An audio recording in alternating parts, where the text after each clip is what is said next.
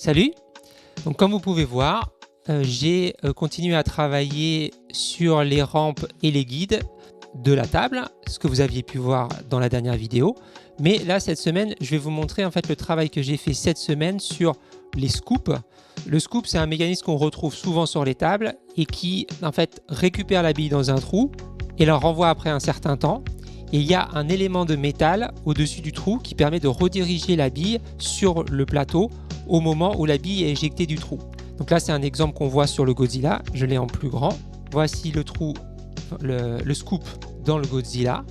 Donc la bille rentre, elle est rééjectée et le guide sert lorsque la bille ressort. Donc on a aussi là un autre exemple dans le Mustang de Stern, toujours. La bille rentre et elle est rééjectée. En fait, ici, il y a un élément qui rééjecte la bille, qui propulse la bille ici à l'intérieur, là on voit dans le trou. Faire des trous dans le plateau pour que la bille puisse rentrer dans le scoop, ça pose des problèmes. La première solution, ce serait en fait de faire directement dans le modèle du plateau des trous dans un logiciel 3D. Ce que ça pose comme problème, l'inconvénient, c'est qu'à chaque fois qu'on déplace le trou, donc là par exemple je déplace mon scoop, vous voyez en fait la zone du trou ne correspond plus en fait à la zone où se trouve mon scoop. Donc ça veut dire qu'il faudrait que je prenne le modèle 3D du plateau, que je le remette dans mon logiciel de 3D, que je fasse le trou à un autre endroit, que j'enlève le trou précédent, et après que je le réexporte dans mon logiciel 3D. Vous voyez, ça fait plein d'étapes, c'est très long et c'est pas pratique. Donc ça, c'est pas une solution qui fonctionne bien. La seconde solution, en fait, ce serait de faire les trous directement dans Unity, c'est-à-dire à l'endroit où on met le scoop, par exemple, on régénère le modèle 3D du plateau en prenant en compte un trou. Mais ça, bon, c'est compliqué à faire techniquement, donc ça, j'ai enlevé cette solution. On va utiliser une troisième solution qui est en fait de tricher pour avoir le résultat du trou sans que le joueur s'aperçoive que l'on est triché. J'ai donc utilisé une technique qui va permettre d'avoir un trou dans la table sans faire de trou dans le plateau. Je m'explique. La première étape, c'est de donner l'illusion qu'on a un trou dans la table.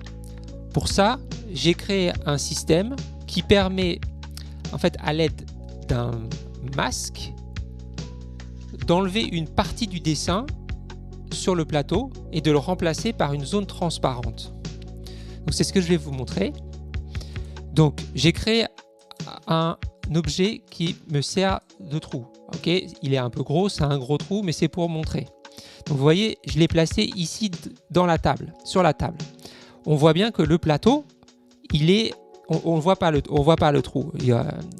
Pour voir le trou, en fait, on va créer un masque à cet endroit-là qui va permettre à la table de savoir qu'à cet endroit-là, il ne faut pas mettre de dessin. Là, j'appuie sur un bouton magique qui est créer des faux trous et quand j'appuie dessus, hop, il me demande si je veux remplacer le fichier qui existe. Bon, ça c'est pas d'importance et hop, voilà, on a le trou qui apparaît. En fait, on a créé une zone transparente à l'endroit du trou. Si on prend le plateau, on le voit, j'ai créé un masque et on voit en fait mes deux trous. Le trou ici correspond au scoop et ici le carré, là le gros carré, ici au nouveau trou que j'ai réalisé. Donc ça, c'est la première étape. Si je lance le jeu et que je lance ma bille là où il y a l'endroit où il devrait avoir un trou, en fait, j'ai pas de trou. La bille, elle rentre pas dans le trou. Pourquoi? Parce qu'en fait, dans le plateau, je n'ai pas créé de trou. Il n'y a pas de trou. En fait, c'est juste visuel. Pour résoudre le problème du trou, c'est-à-dire que la bille tombe dans le trou, l'astuce, je vais vous montrer avec la bille pour comprendre, c'est que quand la bille arrive proche du trou, elle va rentrer dans la zone orange. Quand elle rentre dans la zone orange, on va lui dire ne prends plus en compte les collisions avec le plateau, mais prends en compte les collisions avec le trou. Et grâce à ça, quand la bille va arriver à cet endroit-là, elle va dire je prends plus les collisions avec le plateau, mais le trou, et donc la bille va tomber dans le trou.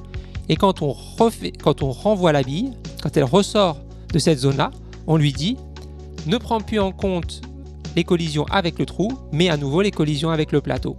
Je vous montre ce que ça donne. Je prends la bille, je tire, elle rentre dans le trou. Et je ressors, ça reprend les collisions avec le plateau. J'espère que vous aurez apprécié cette astuce pour créer les trous dans un jeu de flipper. Et bien sûr, si vous êtes arrivé jusqu'ici dans la vidéo, c'est que vous êtes la personne idéale pour vous abonner à la chaîne. Et je vous dis à bientôt!